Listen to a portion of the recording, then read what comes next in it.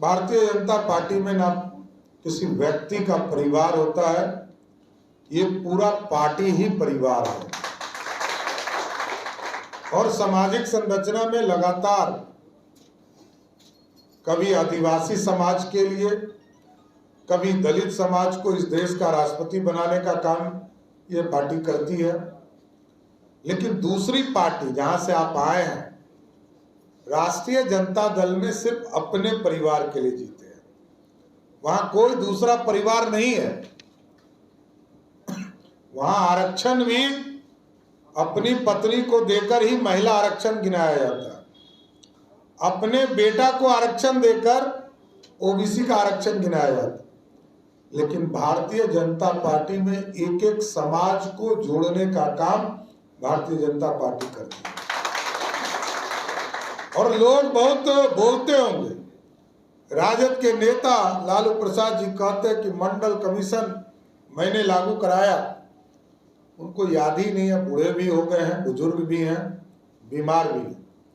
उनको याद ही नहीं रहता है कि वो प्रधानमंत्री नहीं बन पाए थे, वो मुख्यमंत्री थे।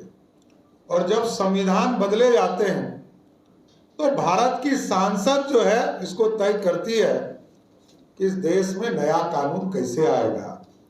मंडल कमीशन जब लागू हुआ साथियों, तो बीपी सिंह जी देश के प्रधानमंत्री थे और उनके पास मात्र 146 सांसद हुआ करता था। कांग्रेस पार्टी के पास 200 सांसद थे। जब भाजपा ने समर्थन किया 85 सांसद से, तब इस देश में मंडल कमीशन लागू हुआ। नहीं तो मंडल कमीशन लागू ही नहीं होता, आरक्षण लागू ही नहीं होता।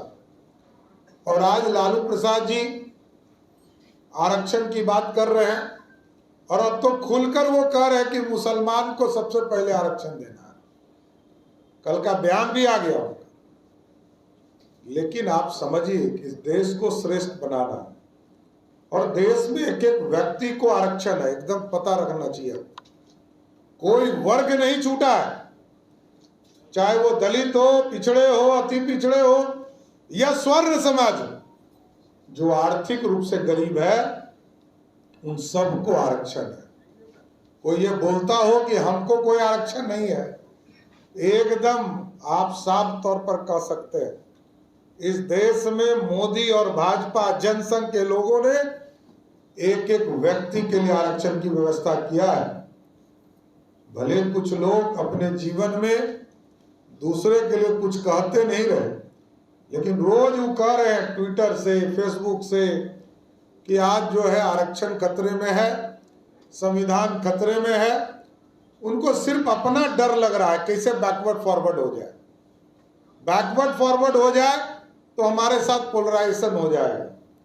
इसलिए साथियों, एकदम स्पष्ट तौर पर इस भारत को श्रेष्ठ बनाने के लिए, और संतोष जी का मैं विशेष स्वागत करता हूं कि आज भारतीय जनता पार्टी की सदस्यता आपने लिया है। और हम आपको आग्रह करते हैं, आप सभी साथी मिलकर मोतिहारी में जो आपके साथ अन्याय हुआ है उसका बदला जाकर मोतिहारी लोकसभा में लीजिए और राधा मोहन सिंह जी को वहां से चुनाव जिता कर लाइए। पूरे बिहार में एकदम स्पष्ट आंधी चल रही है। अभी तक 14 सीटों पर चुनाव हुआ है। ना पिछले बार राजद का खाता खुला था, ना इस बार राजद का खुद खाता खुलने वाला है। एकदम जाइए पूरी मुस्तैदी के साथ। जहां राधा मोहन सिंह जी 1 लाख वोट से चुनाव जीत रहे थे, आपके आने से हमको जरूर आश्वस्त है कि 2 से 3 लाख वोटों से चुनाव जीतेंगे। एकदम सब लोग लग जाइए।